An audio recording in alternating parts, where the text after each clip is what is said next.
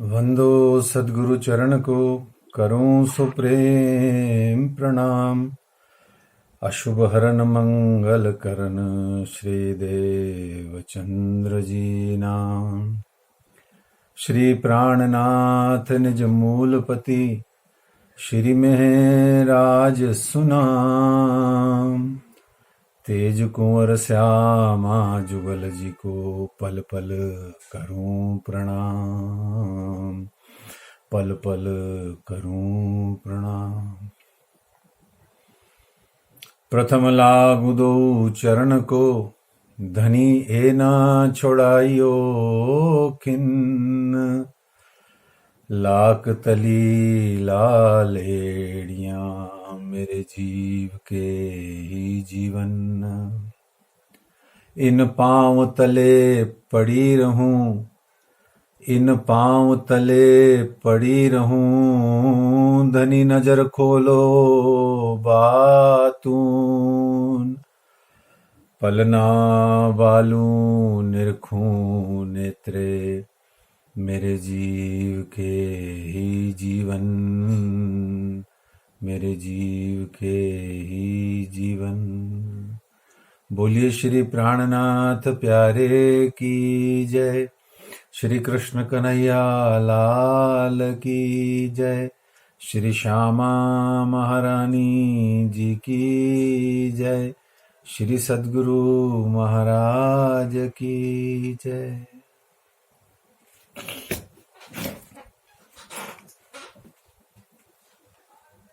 श्री तारतम सागर ग्रंथ, श्री तारतम वाणी में किरंतन ग्रंथ के अंतर्गत महामती श्री प्राणनाथ जी इंद्रावती के रूप में स्वयं सचिदानंद पार ब्रह्म अक्षरातीत पिया प्राणनाथ जी इंद्रावती सखी के रूप में एक बहुत ही महत्वपूर्ण रहस्य तथ्य, वह बात जिसे हम सब को इस जगत में समझना चाहिए, जानना चाहिए, और जिसे जाने बगैर हम निश्चित रूप से ध्यान रखें कि आगे का हमारा साधना गतिविधि, जो भी हम पथ पर बढ़े हैं, वह इतनी आसानी से पूरा होने वाला नहीं है। देखिए, पहली बात तो स्पष्ट कर लीजिए कि इस जगत में किसी का आशीर्वाद, किसी का चमत्कार और किसी का कुछ भी दिव्यता, कुछ भी, वो तब काम करता है जब हम स्वयं काम करते हैं।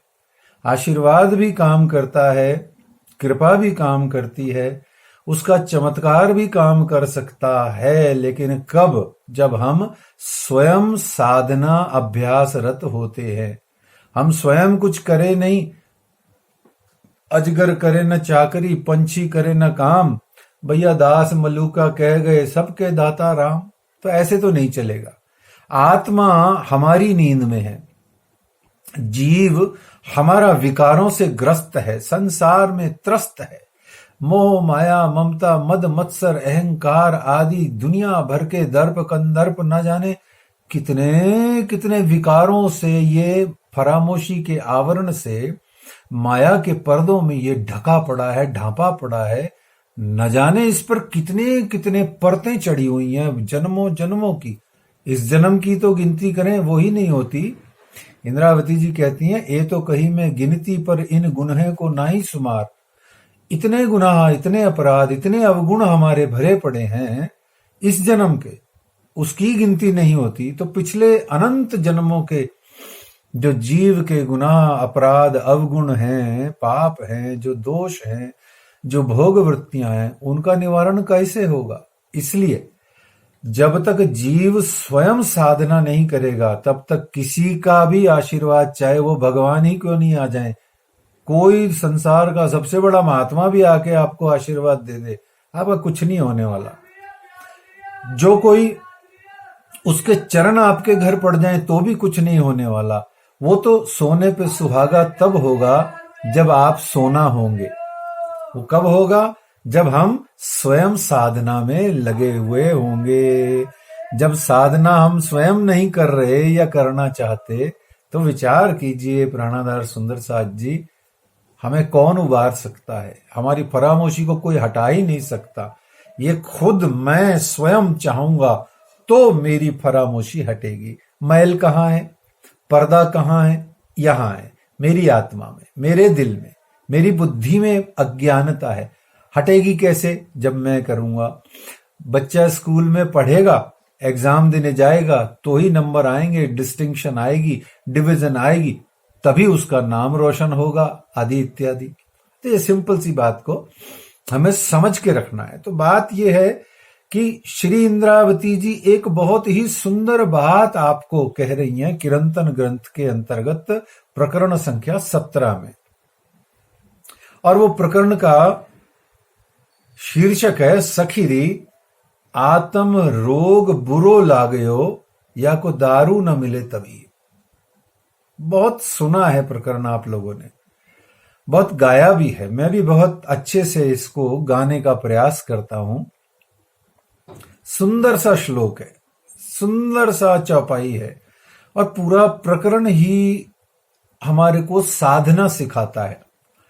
श्री इंद्रावती जी के धाम हृदय में बैठ करके स्वयं अक्षरातीत परमात्मा ने हमें विधि सिखाई, हमें वह साधना की पद्धति सिखाई कि हम किस प्रकार से क्या क्या कर सकते हैं। इसको समझने के लिए हमको पहले पहले एक जल्दी से एक संक्षेप में भावना देखनी होगी कि हम सब परम धाम में हैं।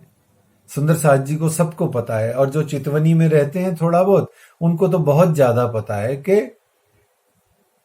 हम सब परम धाम में श्री राज जी के समक्ष मूल मिलावा में बैठे हैं। अब वहां हमारी बैठक कैसी है इसको समझ लीजिए एक बार।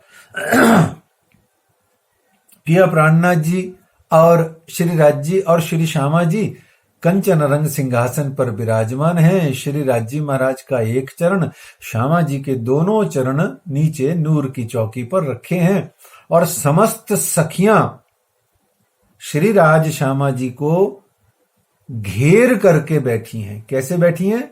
घेर करके। तीन हार में नहीं बैठी हैं। परम धाम में तीन हारें नहीं चलती हैं। वहां डिसिप्लिन नहीं चलता है, वहां प्रेम चलता है। जहां प्रेम होता है वहां अनुशासन नहीं होता, जहां प्रेम होता है वहां मर्यादा नहीं होती। प्रेम सबसे ऊंचा है।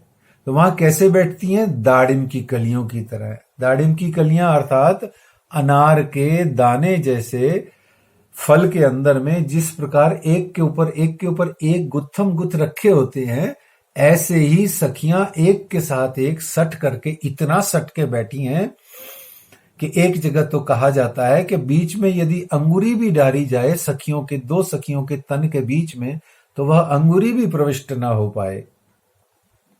तो दाड़िम की कलियों की तरह घेर करके बैठी हैं, और आज तो विशेष घेर के बैठी हैं क्योंकि आज श्री राज जी ने हमारे प्रेम संवाद दायम इशक रबद के फैसले के लिए हक के दिल में उपजया मैं दिखाऊं अपना इशक और दिखाऊं साहेबी रूहें जानत नहीं मुतलक। राज जी के मन में आया है आज क्या कि मैं अपनी सखियों को आज अक्षर ब्रह्म का खेल दिखलाता हूं, और इनको मैं अपनी साहेबी दिखाता हूं, और इनको मैं अपना इश्क दिखाता हूं कि किसका इश्क बड़ा है, किसकी साहेबी है, वास्तव में है क्या। तो इसको संक्षेप में समझते हुए महाकारण को हमने देखना है, क्योंकि साधना वहीं से शुरू होगी।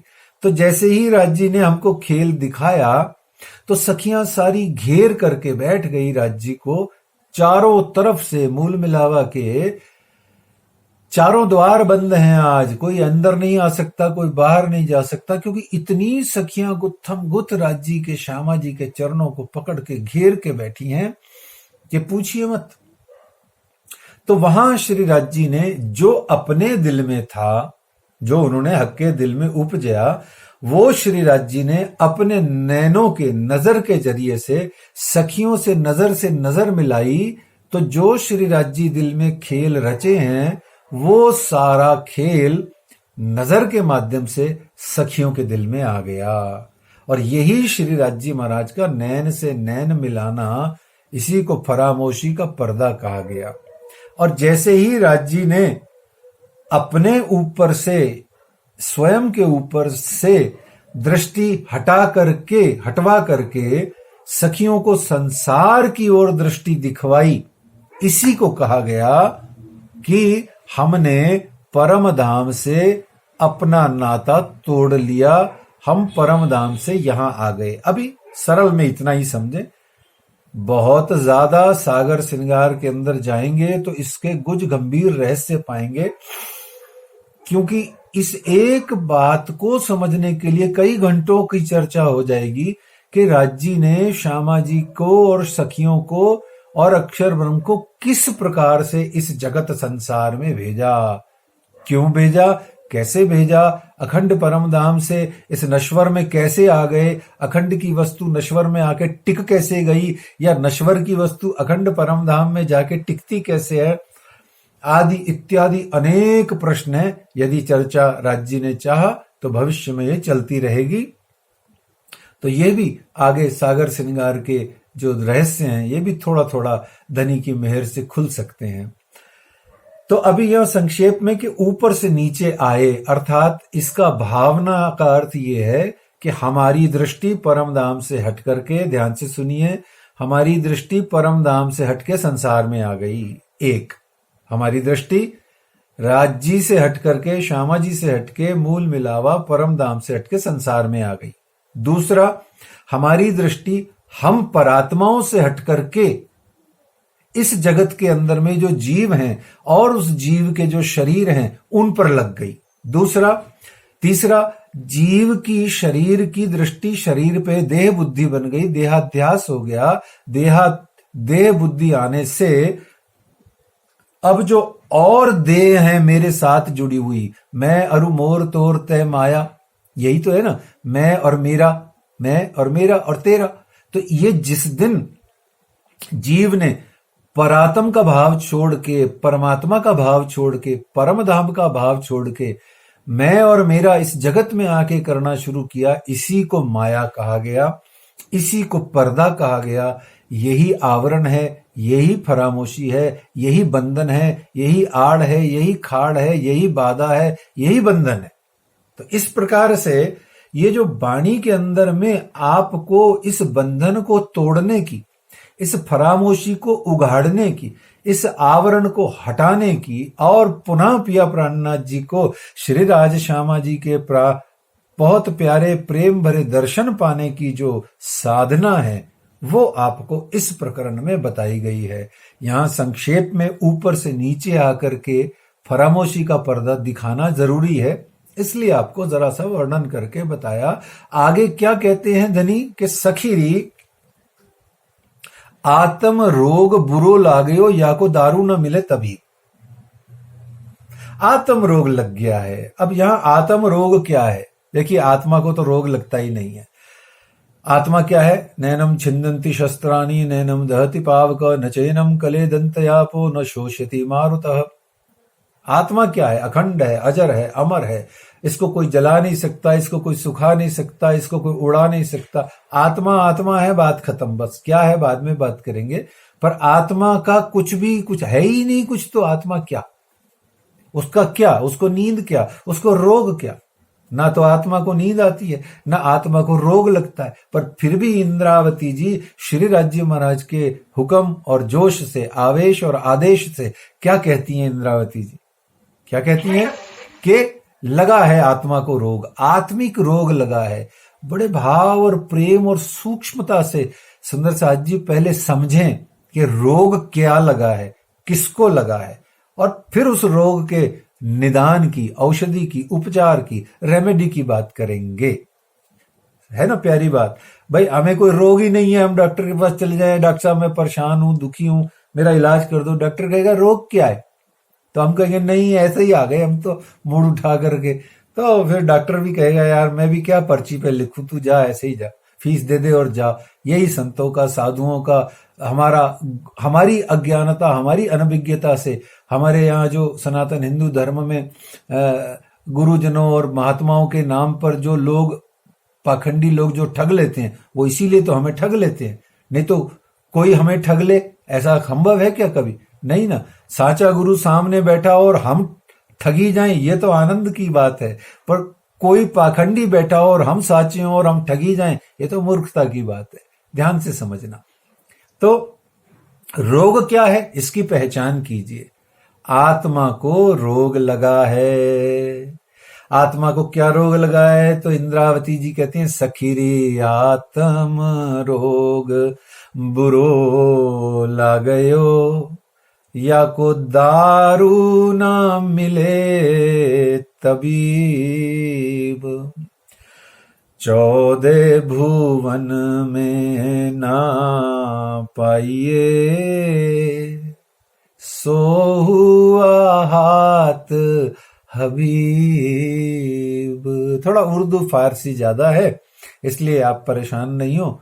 इस चौपाई को अच्छे से, भाव को हृदय में लेके फिर आगे साधना की ओर चलते हैं, क्योंकि पता लग जाए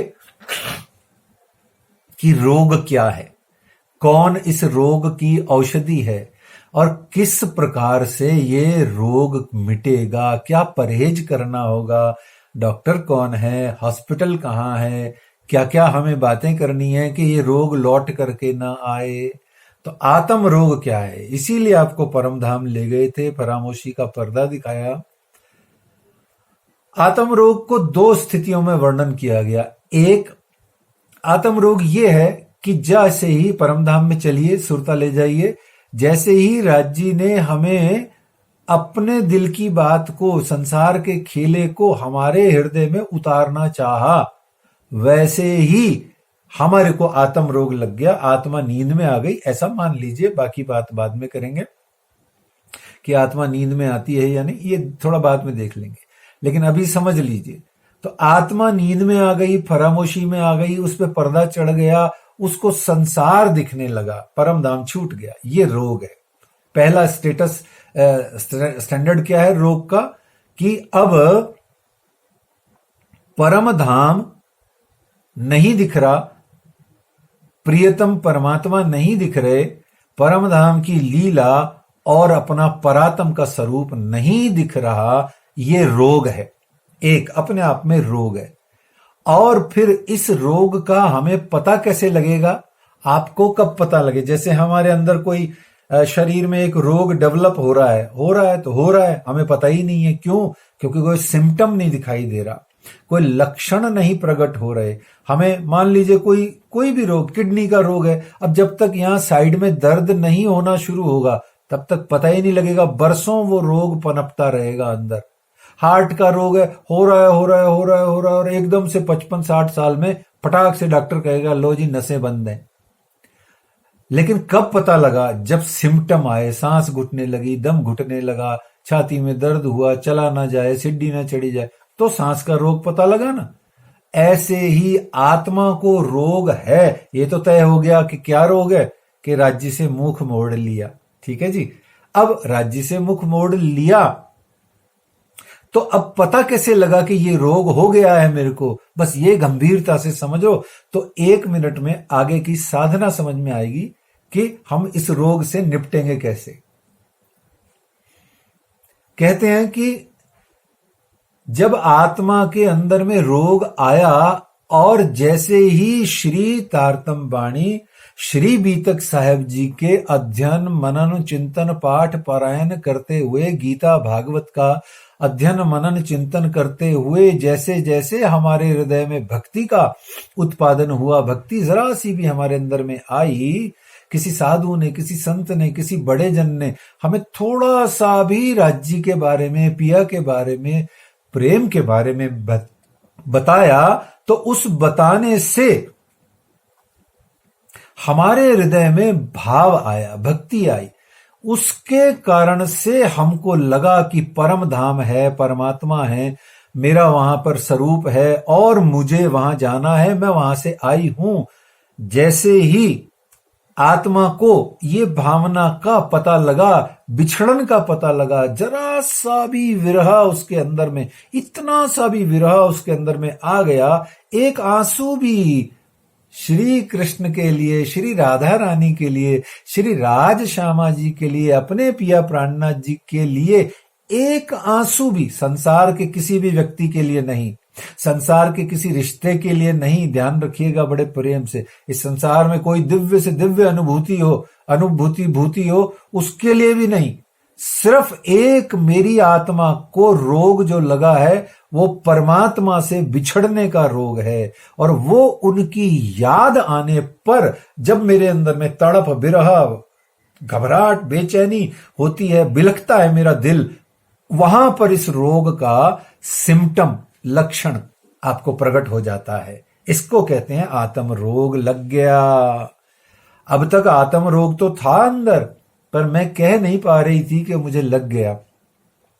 अब मैं अपनी सखी को कह सकती हूं, सखीरी देखो मेरे को पिया प्राणनाथ जी से मिलने की अब बहुत इच्छा होती है, संसार लगत अगिन, अब हम सहयो न जावहीं मूल मिलावे भिन्न, ये संसार लगत अगिन, मेरी प्राण निकलते हैं, न किसी की बात में मन लगता है, न किसी से दिल लगता है, न संसार में दिल लगता है, न रसोई में दिल लगता है, न कुछ खाने को, न पीने को, न ओढ़ने को, न पहनने को, न गाने को, न बजाने को, न किसी से मिलने को, किसी की शक्ल देखने का दिल नहीं करता। अब तो एक दीदार चाहिए, एक दर्शन चाहिए कि सामने मेरे पिया बैठे हो, मैं उनका दर्शन कर रही हूं, बस एक यही मेरी कामना रह गई है।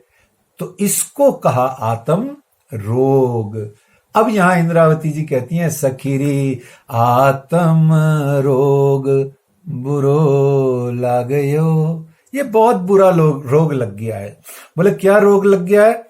कि जैसे मीराबाई को लगा ना, वो तो गली गली हरि गुण गाने लगी, ऐसी लागी लगन, उसको लगन लग गई, वो जगह जगह गली गली एक तारा लेके गा रही है ना, बिना कन्हैया के कुछ सूझता नहीं। ऐसे सैकड़ों लोग हुए। सूरदास बिना आंख के कृष्ण को देख रहे हैं। तुलसीदास जी चहु और सिया राम मैं सब जग जानी, करऊं प्रणाम जोर जुग पानी, चारों तरफ तुलसी को राम सीताराम दिख रहे हैं, सारा जगत ही सीताराम में, कण कण में सीताराम दिख रहे हैं। ऐसे ही जिस दिन हमारी तड़प मेरे रोए रोए में, मेरी रस रग रग में, नस नस में जिस दिन पिया प्राणनाथ जी से मिलने की, श्यामा जी से मिलने की तड़प जग जाएगी, मेरे अंदर में एक एक जगह जगह मेरे घाव हो जाएंगे उनसे मिलने की अनुपस्थिति में, नहीं मिल रहे इस कारण से तड़प तड़प के जब मैं बिलखूंगी, रोऊंगी, सिर पटकूंगी, दीवारों पे सिर डालूंगी, भूख प्यास नष्ट हो जाएगी, दौरे पड़ेंगे, फिट्स आएंगे, तब जाकर के ये आत्म रोग मेरे अंदर में लगेगा। और इसका इलाज कौन करेगा? श्यामा जी। सो हुआ हाथ हबीब, हबीब है ना श्यामा जी, मेरी श्यामा जी महारानी जी आएंगी, राधा रानी आएंगी, श्री बैजूराज महारानी जी आएंगी, जो पिया प्राणनाथ अक्षरातीत सचिदानंद पार ब्रह्म श्री कृष्ण जी से मेरा मिलन कराएंगी, मेरी इस तड़प को शांत कराएंगी। लेकिन ये तो हो गया लक्ष्य और रोग का निदान। बीच में है असली कहानी साधना की, जो इस प्रकरण का विशेष भाव है, और वो है एक ही चौपाई को हम आज उठाते हैं, शेष फिर कभी धनी चाहेंगे। देखिए सबने सुनी है वो चौपाई, लेकिन प्रणाम। मैं ये कह रही हूँ भाई, आप टाइम ले सकते हो, क्योंकि हम आज का इंतजार करते हैं अच्छे से, तो आप मतलब बोल सकते हो। जैसे मतलब ये जैसे अभी 11:30 हुए हैं, तो आप 12 बजे तक बोल सकते हो, हम आपका सुनेंगे 12 बजे तक। 12 तो बज गए भाई। 12:30 तक अब आप चर्चा रखो शुरू, हम 12:30 तक सुनेंगे आज। तो इस तरीके से जब आत्म रोग की बात चल रही हो, तो आत्म रोग हमारा क्या है ये समझ में आ गया एक, और आत्म रोग का डेवलपमेंट क्या है ये समझ में आ गया। अब आत्म रोग को निदान कैसे हो, क्या कहते हैं कि सखीरी आत्म रोग बुरो लागयो, या को दारू न मिले तबीब, 14 भुवन में ना पाइए, सोहुआत हबीब सखीरी आत्म रोग बुरो लागयो। फिर इसी बात को समझ करके आप देखिए दूसरी चौपाई में उत्तर देती हैं इंद्रावती जी। लेकिन उससे पहले यहां 3 चीजें हमें अंतर्हृदय में पुनः समझ लेनी चाहिए। आत्म रोग क्या है? एक कि हमारे ऊपर फरामोशी है, ये तो आत्म रोग है। लेकिन ये पता कब लगा, इसका सिम्टम कब प्रकट हुआ? कि जब हमारे हृदय में उन पिया प्राणनाथ जी से मिलने का, परम धाम के दर्शन का, श्यामा जी के चरणार बिंद का, श्री गुम्बद जी मंदिर के दर्शन करके जब हमें दिखा कि हाय मेरे पिया प्राणनाथ तो यहीं बैठे हैं मेरे लिए, इतने वर्षों से मैं जाग नहीं रही, इनके पास जा नहीं रही, कितनी दुर्भगा हूं मैं, सौहागिन होकर के भी दुहागिन वाले में काम कर रही हूं। मैं गुम्बद जी मंदिर में जाती भी हूं, बरसों से जा रही हूं, पर मैंने इनको कभी राज्य के रूप में, प्राणनाथ जी के रूप में, कभी सच्चिदानंद पार ब्रह्म के रूप की बैठक के रूप में देखा ही नहीं। हाय ये मेरे से कितना बड़ा गुनाह हो गया। जैसे ही गुम्बद जी की परिक्रमा में कहीं भी बैठ करके जब आपको चिंतन ध्यान में ये भावना जगती है कि मुझे तो मिलना है, बस अब मिलना है, अब मिलना है और कोई काम नहीं है, बस इसको कहते हैं आत्म रोग लगना। देखिए बार बार समझिए, शास्त्र की दृष्टि से आत्मा को कोई रोग नहीं लगता, पर यह भक्ति की दृष्टि से बात हो रही है, यहां सब कुछ हो सकता है। तो पहला भाव आत्म रोग क्या है? दूसरा तबीब किसे कहते हैं? तबीब किसे कहा गया? तबीब कहा गया जैसे एक तो ताबीज होता है और एक तबीब होता है और एक हबीब होता है। देखिए बहुत ध्यान से, अलग अलग अंतर ले लीजिए। तबीब कोई डॉक्टर को कहते हैं, जिसको हकीम कहते हैं, उर्दू में हकीम बोलते हैं, अपने हिंदी में वैद्य बोलते हैं और अंग्रेजी में डॉक्टर बोलते हैं। और थोड़ा अगर अच्छी भाषा से हमारी आध्यात्मिक भाषा में ले लें तो इसको गुरु भी कह सकते हैं, महात्मा भी कह सकते हैं, कोई संत भी कह सकते हैं, कोई विद्वान विज्ञानी भी कह सकते हैं। तो इस तरीके से आत्म रोग हो गया एक बात, दूसरा तबीब हो गया डॉक्टर, और तीसरा कहा गया हबीब। हबीब कौन? हबीब कहते हैं प्रियतम को, हबीबी यानी प्यारा, और हबीब यानी प्यार करने वाला हबीब। तो हबीब कौन है? श्री श्यामा जी है। हमें सीधा संबंध हमारा, वैसे तो राज्य को भी कह सकते हैं हबीब, लेकिन हमारा चूंकि जागनी ब्रह्मांड में सीधा संपर्क श्यामा जी से है। श्यामा जी के बिना कोई जागृति संभव नहीं है, ध्यान रखना। राज्य श्यामा जी यूं तो एक ही है, पर लीला के आधार पर श्यामा जी के हिसाब से, जैसे वृंदावन में राधे राधे, सिंपल सी बात है।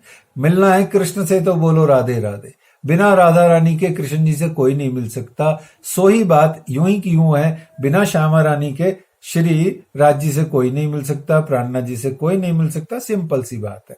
तो हबीब या ना श्यामा जी, तो 3 बातें इस चौपाई से आप शब्द का अर्थ अपने हृदय में ले लेंगे तो ये प्रकरण और तदनुसार इसके आगे जो इसकी साधना बताई गई, ये पूरी निजानंद संप्रदाय, कृष्ण प्रणामी संप्रदाय के अंतर्गत जो एक सोई हुई आत्मा की जागनी और उस आत्मा की जागनी के बाद में आगे उनके दर्शन की जो एक मार्ग है, एक पथ है, उसको बताया गया कि हम संसार में हमारी होने वाली जितनी भी बातें हैं, जो कोई भी चीज है, उसका हम कितना उल्टा पुल्टा अर्थ लेते हैं, जबकि इंद्रावती जी ने सब कुछ सुलटा सुलटा कहा है। हम उसको उल्टा उल्टा लेकर के न जाने क्या क्या करते रहते हैं। ध्यान से सुनिए, बड़ी प्यारी चीज है। ये 3 शब्द देखिए, फिर आगे चलते हैं।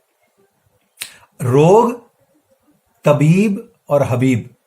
रोग, तबीब और हबीब। रोग तो समझ में आ गया, तबीब यानी वैद्य हो गया, हकीम हो गया, और हबीब हो गया श्यामा जी। ठीक है, ये कहते हैं। और दारू हो गई दवा, औषधि, दारू औषधि। कहते हैं आत्म रोग बुरो लागेओ, या को दारू ना मिले तबीब, और 14 भुवन में ना पाइए। ये 14 लोक ब्रह्मांड के अंदर में ये पॉसिबल ही नहीं है कि कोई इसका निदान कर सके। एक सिवाय श्री श्यामा जी की चरणारविंद की कृपा के बिना।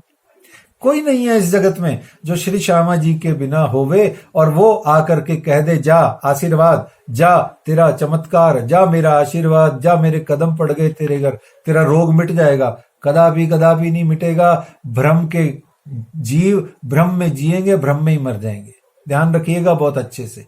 जब तक स्वयं श्री श्यामा जी, और श्यामा जी इस जगत में कौन है सुंदर साथ जी, बड़े भाव और प्रेम से समझिए। श्यामा जी इस जगत में साक्षात विराजमान है श्री तारतम बानी की इन 19,000 चौपाइयों में। ये 18,758 19,000 जो चौपाइयां हैं, ये जो बीतक की 4,372 चौपाइयां हैं, इस 77 चौपाइयां हैं, इनके अंदर में श्री श्यामा जी साक्षात नित्य सदा काल के लिए विराजमान है, और वो भी बोलती बालती सुनती हुई। और ध्यान से समझ लीजिए, व्यक्ति के पीछे भागने से कुछ भी हाथ नहीं आएगा। हाथ व्यक्ति के पीछे भागने से तब आएगा जब आप उस व्यक्ति से कुछ ग्रहण करो, उसके चरित्र से कुछ ग्रहण करो। नहीं तो व्यक्ति में कुछ नहीं, व्यक्तित्व में सब कुछ है। चित्र में कुछ नहीं, चरित्र में सब कुछ है। बहुत ध्यान से, चरण में कुछ नहीं, आचरण में सब कुछ है।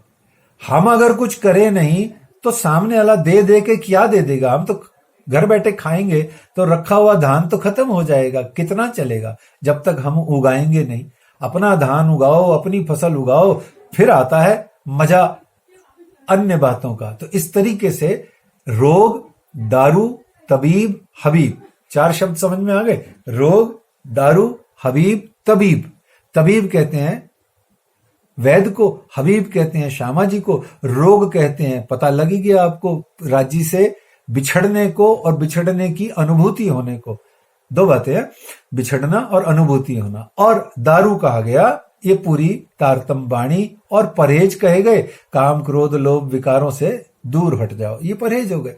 अब दूसरी चौपाई में बड़ी प्यारी बात करते हैं, फिर आपको ये समझ में आएगा कि उसके आगे साधना क्या दी, उसकी चौपाई क्या कही गई। देखिए फिर आगे कहते हैं, आत्म रोग कासो कहिए जिन पीठ दई पर आत्म रोग कासो कहिए जिन पीठ दई पर आत्म ए रोग क्यों ए ना मिटे जो लो ना देखे मुख ब्रह्म।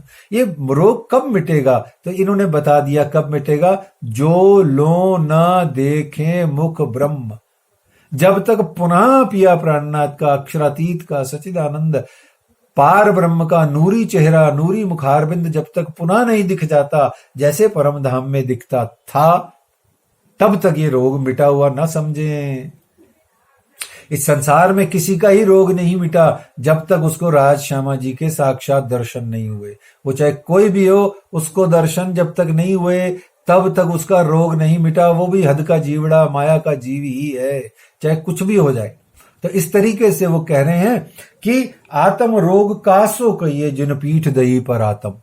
अब किसको जाके रोऊं पिटूं कि मैंने तो खुद ही पीठ दे दी परात्म को। अब इसको एक लाइन में समझ के आगे चलते। आप बैठे हैं, मेरे को देख रहे हैं अभी, जैसे सारे कैमरे से आप सब सुंदर साथ मुझे देख रहे हैं। अभी एक सुंदर साथ को कहूं कि आप ना इस कैमरे से दृष्टि उल्टी कर लो, मतलब कैमरे को देखने की बजाय कैमरे को पीठ दिखा दो, बस यही रोग है। राज जी को देख रहे थे, अब राज जी को पीठ देके संसार देख रहे हैं। अभी तक आप मुझे देख रहे थे और एकदम से आपको मन आया, आपने मुझे पीठ दी और उधर दीवार पे देखने लग गए, यानी उधर संसार देखने लग गए। अब आप जब पुनः अपनी पुरानी पोजीशन में आ जाओगे तो ये रोग खत्म हो गया। और इस पोजीशन से इस पोजीशन में आने के बीच में संसार है। सत्य का शब्द का अर्थ होता है स ति और य। स ति य 3 शब्दों, इस एक सत्य शब्द में 3 अक्षर स ति य। स का अर्थ होता है आदि, य का मतलब होता है अंत, और बीच में जो ति है इसका अर्थ होता है संसार। तो आदि सत्य है, अंत सत्य है, बीच में जो संसार है वो सब मिथ्या है।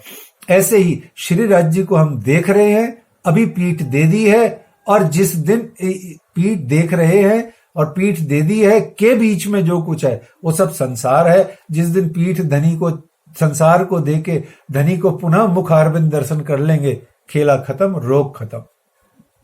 इसी संसार के बीच में बड़ी प्यारी प्यारी बातें इस प्रकरण में इंद्रावती जी ने समझाई हैं, जो हम सब उल्टू उल्टू अर्थ लेते हैं। देखिए, घुटने में दर्द है, घुटने में दर्द है, अब वो तो शरीर में है, होगी ही। इसको बहुत ज्यादा प्रैक्टिकल नहीं, फिलोसॉफिकली समझे, दार्शनिक तरीके से समझे बात को, आध्यात्मिक समझे, बहुत ज्यादा प्रैक्टिकल नहीं हो जाए, है ना, बायोलॉजिकल नहीं हो जाए, फिजियोलॉजिकल होके डॉक्टरी भाषा में ज्यादा बात नहीं करें। या जिनको, कई लोगों को शौक होता है, वो भगवान का, ईश्वर का मजाक उड़ाते हैं तो टोंटे कसते हैं, उनकी भाषा से न समझे, इसको अपनी अब हृदय की आत्मिक भाषा से समझें। अब यहां कह रहे हैं जागनी अगर होएगी तो वो दुख से ही होएगी। देखो, जहां संसार में धनी ने भेजा है और इस संसार में जो चीज देखने भेजा है, उस चीज के अंदर में ही जागनी की जड़ पड़ी हुई है।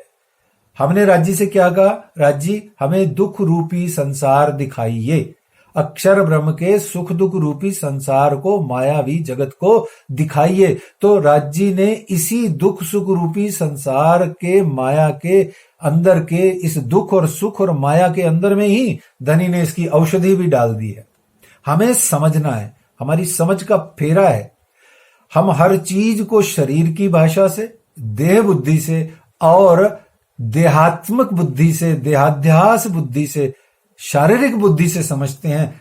जब हमारी बुद्धि धीरे धीरे शरीर से जुड़े हुए अन्य शरीरों से, संसार से, संसार की गतिविधियों से, माया से उल्टी होकर के जब हम परम धाम की ओर सुलटी होकर सोचने लग जाएंगे तो खेला खत्म, बात ही खत्म, परामोशी खत्म। देखो, वापस समझो, राज्य ने हमारी परातम वाली बुद्धि को देहात्म वाली बुद्धि बना दिया। आप देह की बुद्धि का त्याग करते हुए, देह का नहीं, देह की बुद्धि का, देखिए, पॉकेट को भरना है, भरिए, बहुत भरिए, पर्स भरिए, खूब भरिए, राज्य की मेहर बरसे सब पर, खूब माल जोड़े सब जने, खूब धन धान्य से भरपूर रहे सुंदर साथ। परंतु वो जोड़ा हुआ धन धान्य जो पॉकेट में है, पर्स में है, तिजोरी में है, वो खोपड़े में नहीं घुसे। ये जो बुद्धि में घुस जाता है ना धन, वहीं पर माया है। ये जो बुद्धि में घुसा हुआ है धन रूपी अहंकार, इसी को माया कहा गया। यही दुख की जड़ है, यही असत है, यही जड़ है, यही अहंकार है। देखिए, बहुत प्यारी बात है। तो राज्य ने परातम की बुद्धि को देहात्म बुद्धि में डाल दिया। इसी बात को बीतक ग्रंथ में श्री राज्य ने कहा, देह बुद्धि छुड़ाई के ल्याओ बुद्धि आत्म। क्या कहा? देह बुद्धि छुड़ाई के ल्याओ बुद्धि आत्म। अपनी देह बुद्धि का नाश करो, आत्म बुद्धि को लाओ, आपकी जागनी हो गई। तो अच्छा भैया, होगी कैसे? तो राज्य ने एक शब्द दिया कि दुख बिना न होवे जागनी, जो करो कोट उपाय। राज्य ने दुख दिया है, इसी दुख के भीतर में जागनी है। अब आप दुख का निवारण करने लग जाओगे तो आपको राज्य नहीं मिलेंगे। बहुत ध्यान से सुनना। दुख का निवारण करने में व्यस्त हो जाओगे, देवी देवता पूजोगे, दुनिया भर के नानाविध पत्थर, आग पानी पत्थर पूजते फिरोगे, और राज्य से, श्यामा जी से भी आप अगर अपनी देह की ही सॉल्यूशंस मांगते रहोगे, रोग मिट जाए, शोक मिट जाए, परिवार ठीक हो जाए, बच्चा हो जाए, नाती पोता धन भन पता नहीं क्या क्या हो जाए, तो राज्य महाराज भी कहेंगे, हंसते रहेंगे वहां बैठ के, ले रहे गई थी देखने, खेल रही है, उलझ रही है और कहती है मैं राज्य की हूं, राज्य मेरे झूठेली हो गई है। देखो कितनी परातम तो वहां कितनी मस्त थी, सच्ची थी, यहाँ कितनी झूठेली हो गई है। मुंह से बोलती क्या है, दिल में सोचती क्या है, करती क्या है, होता क्या है, और फिर हाय हाय करती हुई अपना मनुष्य जन्म का फेरा नरक कर लेती है। देखो, लेकिन राज्य ने इसी दुख के भीतर में धनी ने तुमको, हम सबको ये मर्म दिया है कि क्या करना है। तो इसके लिए एक बहुत सुंदर चौपाई धनी ने दी कि दुख से विरह उपजे, विरह प्रेम इसक, इसक प्रेम जब आइया, तब निहचे मिलिए हक। क्या कहते हैं कि दुख से पीयू जी मिलसी सुखे न मिलिया कोय, अपने पीयू जी का धनी जी का मिलना सो तो दुख ऐसे होए। देखो मैं नहीं बोल रहा, इंद्रावती जी बोल रही हैं, अपने पिया जी का मिलना, अपने धनी जी का मिलना सो तो दुख से होए। कौन से दुख से? घुटने के दर्द से ही मिल जाएंगे राज जी। बड़े प्यार से समझिए, बड़े प्यार से समझिए। सास को बहू की प्रताड़ना से राज्य मिल जाएंगे। ध्यान से समझिए। एक पुरुष को व्यापार में घाटा होने पर राज्य मिल जाएंगे। लालदास जी को मिले हैं, मैं झूठ नहीं बोल रहा, मैं नहीं बोल रहा, बीतक बोल रही है। लालदास जी को मिले, लालदास संग चेल ले चले खाली लेकर हाथ, निभाएं श्री राज सो आखिर लो निभाएं श्री राज के साथ। मैं नहीं बोल रहा, बीतक बोल रही है, राजी बोल रही। देखिए, संसार के दुख को आने पर इसको समझें कि मेरे धनी का दिया हुआ है। बस सुख अगर राज्य की कृपा और मेहर है तो दुख भी राज्य की कृपा और मेहर है। ये एक सुअवसर है। महारानी कुंती ने श्री कृष्ण से जब द्वारकाधीश जाने लगे द्वारका की ओर तो क्या मांगा? दुख दे दो, क्योंकि मुझे पता लग गया मैं तेरी भुआ हुआ नहीं हूं, तू भगवान है। और मुझे ये समझ में आ गया कि तू सिर्फ दुख में साथ निभाता है, सुख के समय तो हम तुझे भूल जाते हैं, इसलिए तू हमारे पास आता नहीं है। तू मुझे दुख दिए जा ताकि तू मेरे से दूर ही ना हो। ऐसे ही इस संसार के दुख रूपी संसार में आकर के, जैसे ही संसार का रोजमर्रा में दुख आता है, 24 घंटे दुख आता है, उठो बैठ सब दुख में है, खाना पीना उठना बैठना सब दुख रूपी संसार है। तो जब इस पल पल में, दुख रूपी संसार के पल पल में जब हम श्री राज्य महाराज को याद करेंगे, क्या से याद करेंगे? जैसे ही दुख आया तो मेरा मोह ममता, मेरा ममत्व, मेरा मैं जो है वो कम हो जाता है। जैसे मेरे पास में 5 गड्डियां थी, 500 रुपए की 5 गड्डियां थी, 2 गिर गई कहीं, तो मेरा अहंकार अब 2 गड्डी कम हो गया। मान लो सारी गिर गई तो मेरा अहंकार ही खत्म हो गया, हाय हाय हाय करता फिरूंगा अब मैं, तो अब मेरे पास कुछ है ही नहीं, तो मेरा अहंकार खत्म हो गया। जैसे ही मेरा अहंकार खत्म हुआ तो हाय हाय करने की बजाय राज राज करो।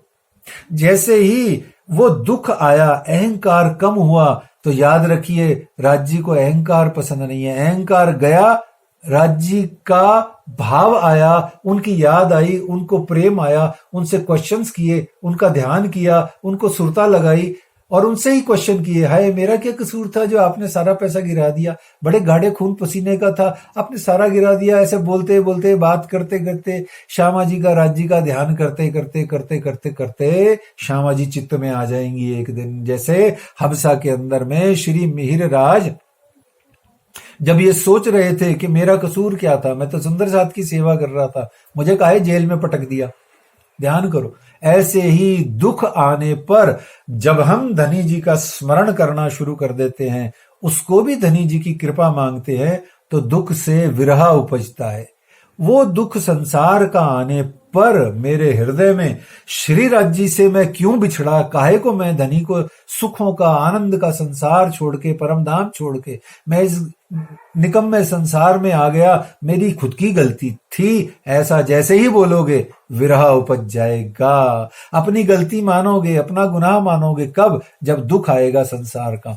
संसार का दुख कब आएगा? जब अहंकार क्षीण होगा, जब चोट पड़ेगी, तो दुख से विरह उपजे। और विरह आने पर फिर क्या क्या होगा, ये विरह का भी बहुत बड़ा चैप्टर है। तो विरह आने पर आपके हृदय में तनिक सा, रंचक मात्र सा प्रेम इश्क उपजेगा।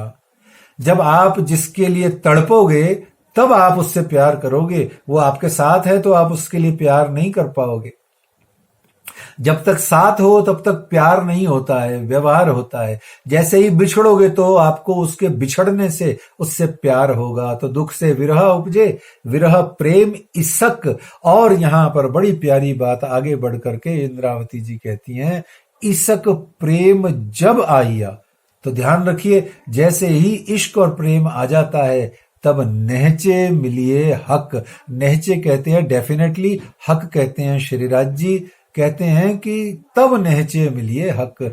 जैसे ही इश्क प्रेम अंतर हृदय में डेवलप हुआ, आया, जब आया प्रेम सुहागी, तो मोहजल लहरा भागी।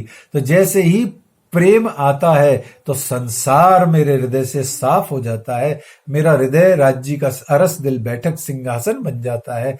तब मैं कह सकती हूं कि सेज बिछाई रुच रुच के, पिया आए करो आराम विश्राम, अरस तुम्हारा मेरा दिल है, ये तब कह सकती है अंगना। तो ये दुख से होवे जागनी, याद रखिए सुंदर साथ जी, आत्म रोग है, दुख रूपी संसार में हो, दुख से ही ये जाएगा। जब बिरह आएगा तो प्यार आएगा, प्यार आएगा ल्याओ प्यार करो दीदार, हक इलम से होता है अरस बका दीदार।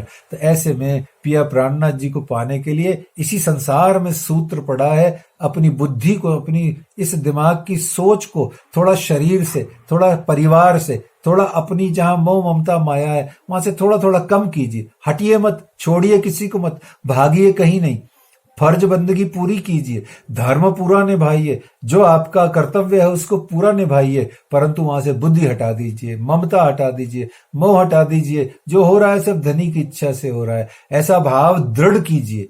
सुनने में अच्छा लगता है पर अंदर प्रैक्टिकली इसको अपने अंतर हृदय में जैसे जैसे धारण करेंगे वैसे वैसे ये आत्म रोग मिटेगा और श्री राज जी महाराज श्यामा जी सहित हमारे अंतर हृदय में आकर के विराजमान होंगे। बोलिए श्री प्राणनाथ प्यारे की जय, धाम के धनी की जय। साधना पथ तो बताना अगली बार, साधना पथ कैसे साधना करें। ठीक है, प्रणाम जी।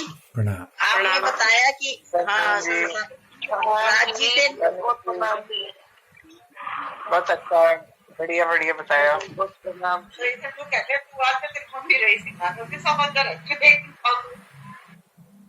एक मिनट। हाँ पूछिए। हाँ मैं ये कह रही थी, मैं पूछना चाह रही थी कि आपने कहा कि जब मूल मिलावे में हम बैठे तो सखियां राज जी की आंखों से आंखें मिलाए बैठी थी, उसके बाद वो उनकी दृष्टि संसार में आई कि कहाँ पर आई? उसके बाद देखिए इसमें जीव में कैसे आई उनकी दृष्टि? हाँ, देखिए पहले तो दो बातें हैं। एक तो ये समझना है कि मेथड क्या है कि वहां से दृष्टि यहाँ आई कैसे, है ना। हाँ जी, एक बात ये है ना, वो आपने प्रश्न नहीं किया है। आपने प्रश्न किया है कि यहाँ जीव पे कैसे आई या आई कहाँ पे। आपने प्रश्न ये नहीं किया कि कैसे आई, है ना। आपने कहा कि कहाँ आई या किस पर आई, ठीक है। हाँ जी, हाँ जी। तो इसका तो बड़ा सरल उत्तर है, हमारे वाणी में बहुत आसान उत्तर है। पहली बेर बिरज में आए, दूसरी बेर रास में आए, तीसरी बेर जागनी में आए, ये तो स्थान हो गया, ठीक है। अब पहली बार जब ब्रज में आए तो जो ब्रज में जितनी भी गोपिकाएं थी, ध्यान से सुनिए, जो ब्रज में गोपिकाएं आदि थी, गोपिकाएं थी, उनके जो तन थे, है ना, उनके तन थे। काल माया का ब्रह्मांड है ब्रज का। किसका ब्रह्मांड है? काल माया का नश्वर ब्रह्मांड है। कैसा है इसको समझने के लिए यूं समझें कि काल माया का ब्रह्मांड ब्रज का है और काल माया का ही ब्रह्मांड ये जहां आपका शरीर है ना अभी वर्तमान में, जिससे आप मुझसे बात कर रहे हो आपस में, ये काल माया का ही शरीर है, ठीक है। ठीक है, क्लियर हो रहा है ना? हाँ जी, बिल्कुल हो रहा है। तो काल माया का ही जागनी ब्रह्मांड है, काल माया का ही ब्रज का ब्रह्मांड है। बस फर्क थोड़ा सा टेक्निकल है, ये प्रतिबिंब ब्रह्मांड है, वो ओरिजिनल ब्रह्मांड है, बाद में बात कर लेंगे। काल माया का है, ब्रज वाला भी काल माया का है, ये भी काल माया का है। तो अब जैसे आप अपने आप को समझें, आप हो, शरीर है, जैसे ही अब मैं हूं, मेरा शरीर है, मैं मर गया तो क्या कहेंगे? लो जी इसका जीव उड़ गया, कहेंगे ना, इसका जीव निकल गया। ऐसे ही जो हमारा जीव है, ऐसे ही ब्रज ब्रह्मांड के अंदर में वो जो गोपिकाएं थी, 36,000 गोपिकाओं के शरीरों के जो उस शरीर को चलाने वाले जीव थे, उन जीवों पर परात्म आकर के राज्य की विराजमान होती है। देखिए वापस से सुनिए, आपने प्रश्न ये नहीं पूछा कि कैसे विराजमान होती है, कहां होती है? तो उन जीवों पर आकर के विराजमान होती है। परंतु याद रखिए, कभी भी पूछिएगा वापस कि कैसे विराजमान होती है, हाँ जी, ये सही सबसे बात कह रहे हैं। महत्वपूर्ण प्रश्न है। इसको आपको इसका उत्तर लगेगा आधा घंटा देने में, है ना। तो आप पहले स्वयं चिंतन कीजिए, फिर दोबारा कभी भी आप मेरे से डायरेक्ट फोन करके भी पूछ सकते हैं समय लेके, और ऐसे सुंदर साथ के मध्य में भी पूछ सकते हैं कि आई तो आई कैसे।